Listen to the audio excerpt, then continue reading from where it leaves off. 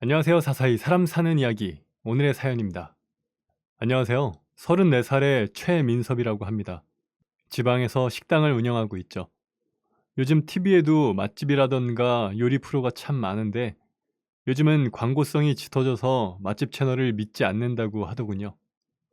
하지만 예전에 TV에서 나오는 맛집들은 진짜였습니다. 옛날에 저희 가게도 맛집이라면서 방송에 소개되었어요. 그땐 아버지가 운영하실 때였습니다.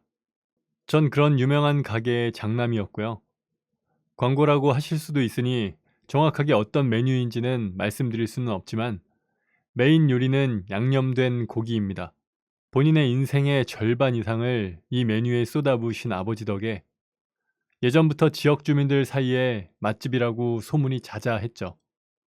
이에 더해 TV에 소개가 많이 되면서 지역뿐만 아니라 여행객들에게도 유명한 곳이 되었습니다. 그러면서 여기저기에서 따라하는 곳이 우후죽순처럼 생겨났죠. 그래서 저희 집에서는 자구책으로 저희 가게는 한결같은 맛을 유지하기 위해 체인점을 두지 않습니다. 빵빵 식당은 오직 이곳 한 곳입니다. 라고 써붙이고 영업을 했죠. 가게 주방 운영은 아버지와 어머니가 서로 담당하는 부분이 있었는데 아버지는 주로 메인 요리를 담당하셨어요. 고기 선별에서부터 시작해 손질, 양념, 숙성까지 담당하시고 어머니는 주로 김치와 밑반찬들을 담당하셨죠. 우리 집 고기 맛도 끝내줬지만 엄마의 김치와 밑반찬에 반해서 찾아오는 사람들도 많았습니다. 결혼 전부터 유명한 음식점 주방에서 일하던 아버지는 오랫동안 아버지의 스승님으로부터 비법을 배우기 위해 부단히 노력하셨다고 합니다. 그때 거기서 일하시면서 서빙 직원이시던 엄마를 만나셨고 두 분은 연애를 하게 되셨죠.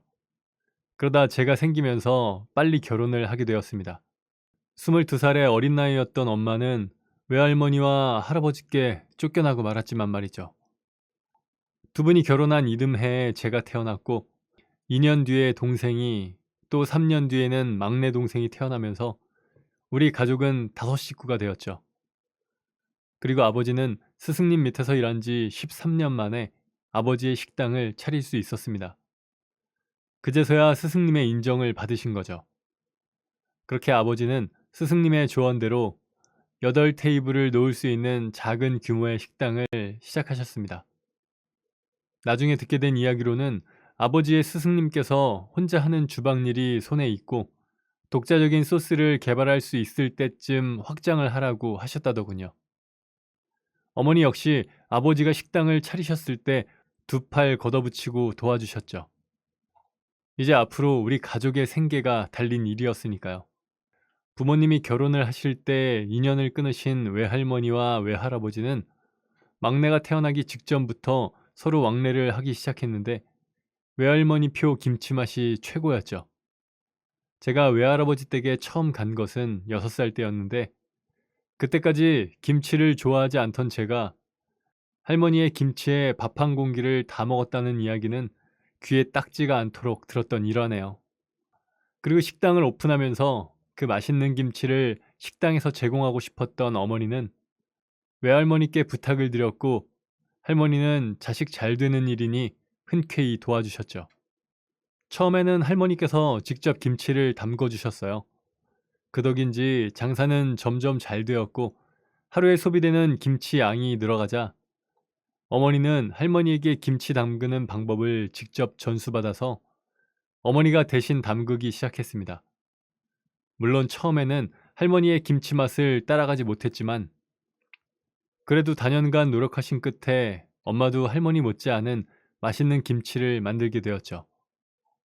제가 초등학교를 입학하던 해에 개업한 아버지의 식당은 순풍에 돛을 단 듯 순항할 수 있었습니다. 그 덕에 저는 초, 중, 고 다니는 내내 고깃집 아들이라는 말을 듣고 살았어요. 그만큼 우리 동네에서 유명한 고깃집이었죠. 부모님은 저희 형제를 위해 열심히 노력하셨지만 정작 저는 공부는 잘 못했습니다. 어렸을 때부터 부모님이 장사하시다 보니 공부를 하는 방법을 알려주는 사람이 없었거든요.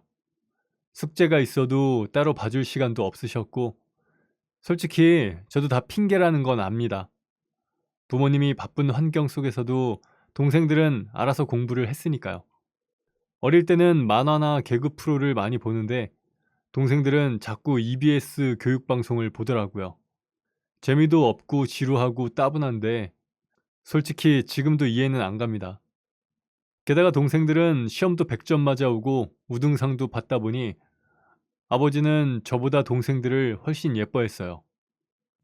용돈도 형인 저보다 동생들이 더 많이 받았죠. 전 그냥 찬밥이었어요. 그러다 보니 항상 차별받는다는 생각을 하고 있었죠. 그런데 차별받는 것을 확실히 알 수 있는 일이 생겼습니다. 2002년 월드컵 때였는데 당시 저는 중학교 2학년이었어요. 저희 집 TV가 제일 커서 친구들이랑 집에 모여서 TV를 보고 있는데 13살이었던 동생이 제발 조용히 하라고 소리를 지르더라고요. 공부하는 게 뭐 대단한 일이라고 제 친구들이 있는 앞에서까지 유세인가 싶었습니다. 솔직히 친구들 앞에서 너무나 창피했어요. 동생이 형한테 기어 오르는 모습을 보여준 것 같았죠. 그래서 동생의 코에서 쌍코피가 날 정도로 주먹을 날렸습니다.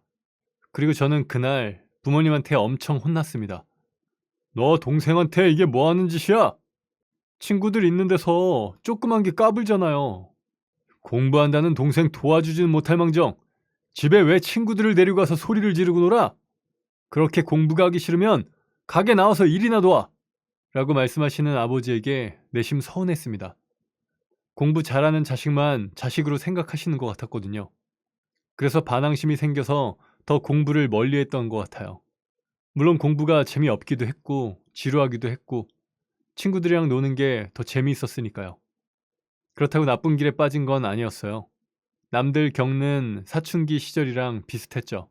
문제집 산다고 하고 그 돈으로 PC방 가고 만화방 가고 먹을 거 사 먹고 하는 정도였어요. 그렇게 놀다 보니 성적은 바닥이었고 성적에 맞춰서 공고로 진학했습니다. 요즘은 아니지만 그 당시 공고는 날라리들이 가던 학교였어요. 그래서 교내 학업 분위기는 전혀 없었죠. 저는 중학교 때처럼 친구들이랑 어울려 아무 생각 없이 놀기만 했어요. 그러던 어느 날 아버지 가게가 유명한 TV 프로그램에 나왔고 그날 이후로 손님이 몇 배는 늘었던 것 같아요. 지금까지 시청률이 낮은 TV 채널에 나온 것과는 차원이 다르더군요. 그도 그럴 것이 그즈음 TV에 나오는 맛집들은 협찬인 경우도 많았는데 아버지 가게가 나온 방송은 돈 주고 나올 수 없는 곳이라는 소문이 자자했던 곳이었어요. 그 방송에 나오니 몰려드는 손님이 엄청났죠. 가게의 줄이 끝도 없었습니다. 그러다 기다리는 손님이 너무 많아지다 보니 아버지는 스승님과 상의해 가게 규모를 확장시키기로 하셨어요. 확장시키면서 망하는 가게도 많다고 하던데 아버지의 가게는 더 잘 되었습니다. 그렇게 정신없이 바빠진 가게에는 늘 일손이 부족하다 보니 주말이나 학교 쉬는 날이면 가끔 가게에 나가서 돕기도 했어요. 부모님께 도와드린다는 생각으로 도와드렸으면 좋았겠지만 매일 친구들이랑 놀러 나가다 보니 용돈이 부족했거든요. 그래서 용돈벌이 겸 해서 나간 거였죠. 그렇게 생각 없이 놀고 먹다가 고등학교 3학년이 되었습니다. 친구들은 취업 걱정을 하기 시작했지만 저는 미래에 대한 걱정은 없었어요. 야, 넌 좋겠다. 아버지가 다 만들어 놓은 거니 넌 카운터에 앉아서 돈만 세면 되는 거네. 그렇게 한번 방송 타고 올라가면 3대는 먹고 산다더라. 하며 친구들 역시 부러움 섞인 말을 하곤 했죠. 저도 친구들 앞에서 당연하다고 말했지만 사실 그렇지 않았어요. 그때까지도 아버지는 저와 동생들을 차별했으니까요. 전 그것에 대해 불만이 많이 쌓인 상태였고요. 물론 제가 공부에 관심이 없었던 거 맞아요. 하지만 그것도 어느 정도 따라잡을 수 있어야 노력이라도 하는 건데 동생들은 제가 범접할 수 있는 수준이 아니었습니다. 둘째는 유학을 가고 싶어서 알아보는 중이었고 이제 중학생이 된 막내는 외고를 목표로 공부하고 있었어요. 그리고 공부를 잘하다 보니 둘 다 서울 이모집에서 지내며 각종 사교육을 받으면서 공부를 하고 있었죠. 이 집에서 공부를 못하는 건 저 하나뿐이었죠.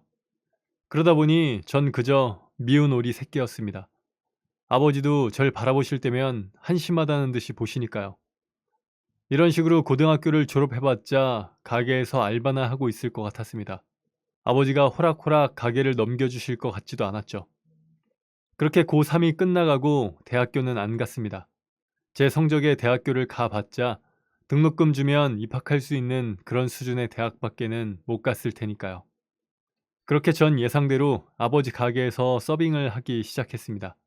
그러던 어느 날 어떤 손님이 고기 양념 맛이 변했네 어쩌고 저쩌고 하면서 트집을 잡기 시작했어요. 어머니는 그 손님에게 무작정 사과하기 바쁘셨고 저는 그 모습이 무척 싫었습니다. 그래서 그 손님 쪽으로 가 말을 했죠. 그럼 먹지 말고 나가요. 뭐? 너 뭐라 했어? 이 어린 놈이 버르장머리 없이 손님한테 무슨 말버릇이야? 제 말에 기분이 상한 건지 손님과 저의 말싸움이 시작됐습니다. 어머니는 저에게 그만하라고 말리셨지만 전 멈출 수 없었죠. 결국 주방 일을 하시던 아버지가 나오셨고 부모님 두 분 다 그 손님에게 고개 숙여 사과하셨죠. 심지어 아버지는 그 손님에게 음식값을 받지 않겠다고 하셨습니다. 답답하더군요. 그 손님은 2인분을 시켜서 거의 다 먹은 상황이었거든요. 결국 저는 아버지한테 대들었습니다. 아버지, 저런 진상들 받아줘 버릇하면 망하는 거라고요. 저 손님이 트집을 잡는다 해도 네 놈은 손님한테 응대하는 법이 틀렸어.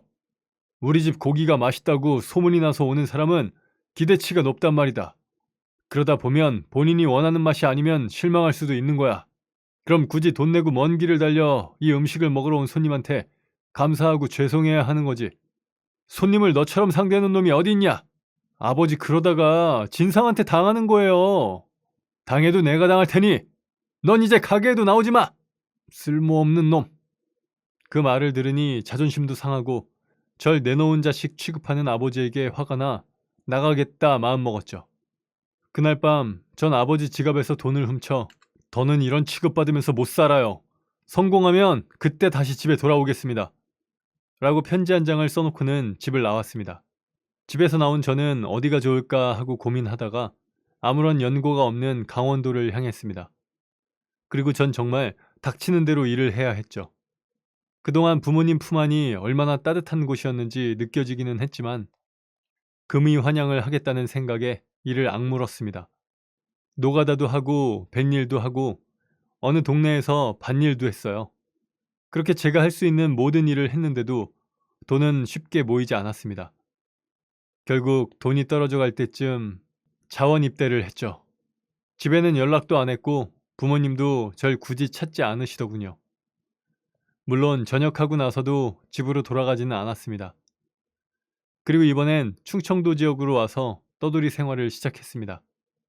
고시원에서 머무르면서 일자리를 찾아 돌아다녔습니다. 운 좋게 뻘에서 조개나 낙지 등을 잡는 일을 하게 되었는데 초보자이다 보니 작업을 하다가 미끄러져 진흙에 빠지고 말았죠. 그런데 그 상황에서 힘을 잘못 줬는지 허리를 돌릴 수 없을 만큼 많이 아팠습니다. 제 상태를 본 작업반장님이 병원에 가보라고 10만 원을 주셨고 전 너무 아파서 버스를 타고 병원 앞까지 갔습니다. 그런데 병원 앞에 도착하니 아까보다는 괜찮더라고요. 순간 10만 원을 병원비로 쓰기 아까워진 저는 근처 약국에서 파스를 사 붙이고 고시원으로 돌아가 쉬기로 했습니다. 그런데 병원 근처 식당에서 익숙한 냄새가 나더군요.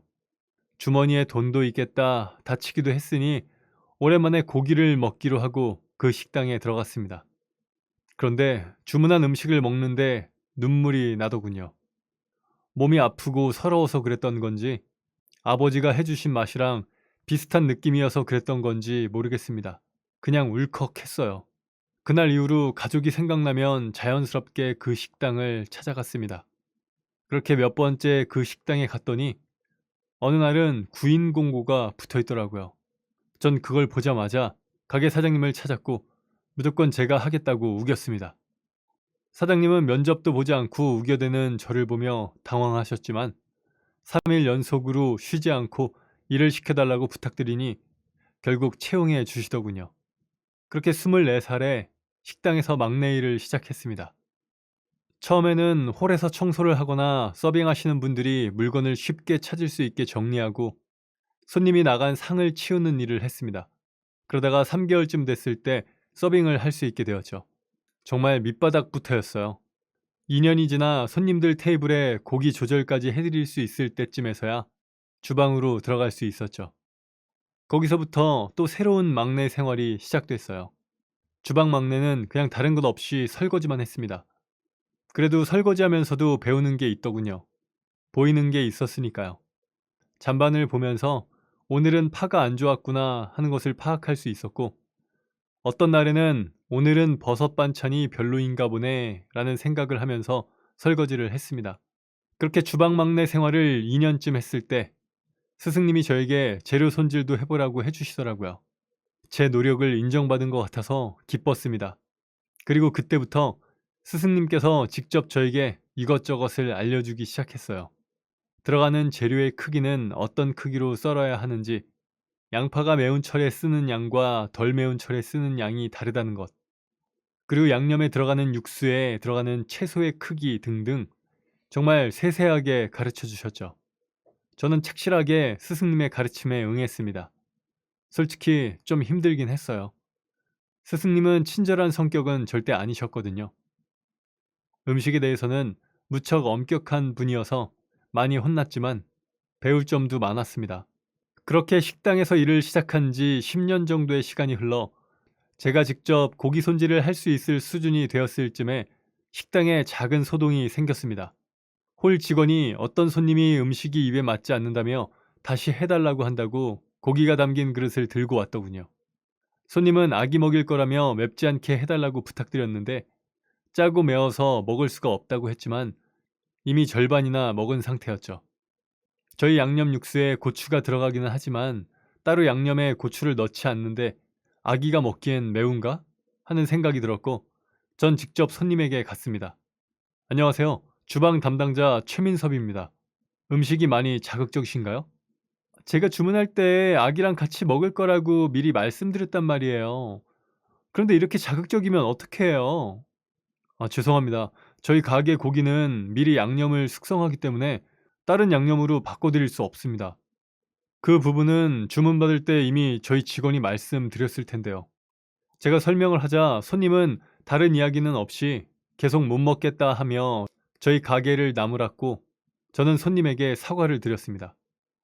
먼저 실망시켜드려서 죄송합니다. 앞으로는 더 연구해서 아기가 먹을 수 있는 메뉴도 따로 개발하겠습니다. 그리고 아기가 먹을 수 있는 달걀 후라이와 김을 따로 내주었죠. 다시 해달라고 한 고기에는 육수만 추가로 부어서 드렸습니다. 그러자 손님은 더 이상 무어라 이야기는 못하고 나머지 고기를 다 드시고 가셨죠. 그 일이 있은 뒤 몇 달 후 스승님은 2호점을 내신다며 저에게 2호점을 맡기겠다고 말씀하셨습니다. 10년 동안 착실하게 배운 결과가 드디어 보상받는다는 생각이 들었죠.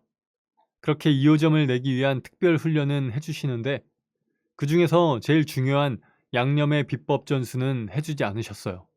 이제 나름 이 주방에서 스승님 다음 서열인데 계속 양념 비법은 베일에 쌓여 있었습니다.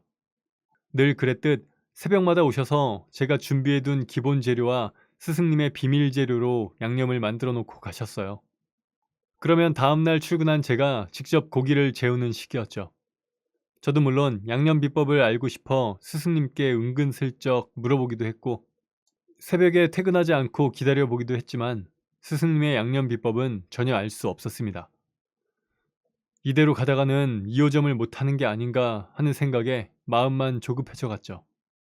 그래서 저는 최후의 수단으로 스승님이 양념을 만들러 가게를 다녀가시고 난 뒤 혹시 부스럭이라도 떨어져 있는 게 없나 싶어 새벽 시간에 가게로 가봤습니다. 대부분 스승님이 양념을 만드는 시간이 자정부터 2시까지 정도였죠. 육수나 기본 재료 등은 제가 준비해 두기 때문에 스승님이 주방에서 혼자 양념을 만드는 시간은 길지 않다는 것을 잘 알고 있었어요. 그래서 일부러 넉넉하게 새벽 3시쯤에 가게로 갔는데 아직까지 스승님이 주방에 계시더군요. 쫓겨날 걸 알면서도 갑자기 주방에 들어가면 작은 힌트라도 얻을 수 있지 않을까 싶어 소리를 안 내고 가게 뒷문으로 살금살금 들어갔습니다.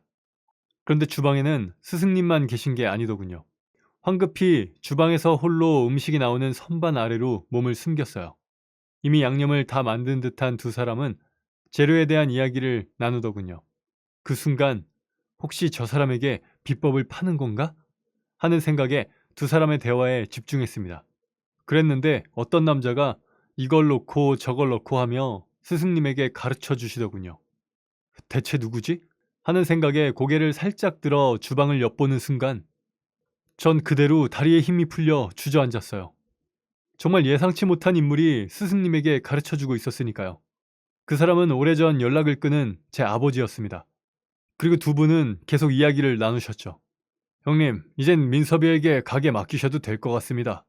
들어가는 재료 정리해주는 게 역시 형님 아들답네요. 제가 교육시킨 게 10년인데 빨리 배운 편이에요. 몇 주 전에 힘든 손님 대처도 똑 부러질 정도로 잘 해냈고요. 어릴 때부터 그놈은 이쪽으로 키우면 잘 되겠다 싶었어. 근데 배울 생각 없이 놀고 먹으려고만 하니까 그게 문제였지. 자네 덕에 잘 성장했구먼. 고맙네. 그 대화를 듣는데 눈물이 났고 결국 전 태어나서 처음으로 소리내서 울었습니다.